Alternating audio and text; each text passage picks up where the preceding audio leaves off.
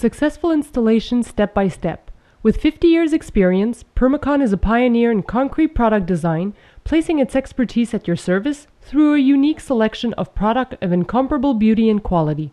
Bring your most inspired ideas to life and reshape your surroundings by exploring the infinite possibilities offered by Permacon. Make the most of your place in the sun. Practical creations, distinctive, lasting beauty. However, to achieve the expected performance and durability, our product must be installed according to specific parameters. Here are some of the key standards that experienced Permacon product installers should follow when laying interlocking stone. The images and explanations that follow are general instructions only. A competent installer should always follow this procedure. Excavation is the first phase of the job. The installer checks whether there is any buried pipes or cable in the area. If so, he must contact the companies involved.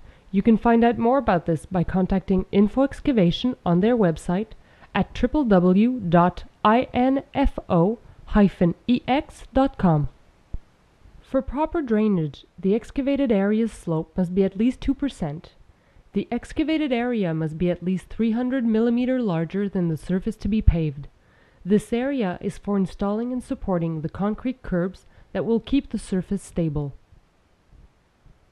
Then the base is raked to even it out. Clay soil does not lend itself to compacting.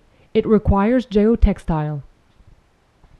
For the base, stone is laid in 100 mm layers and then dampened to make it easier to compact. It must be compacted several times using a tamper, a vibrating plate or roller. The end result will look like this. The final level is checked by placing a paver on a guide. This is the time to install universal curbs if selected. Other types of curbs are installed later in the process. The pavers rest on a 15 to 25 mm thick layer of concrete sand or stone screening.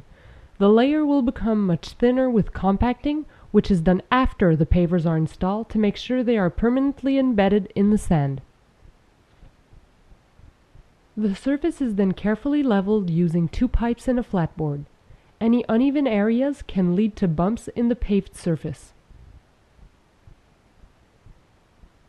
The installer lays the paver out according to the selected pattern, progressively stepping on the sections that are already completed.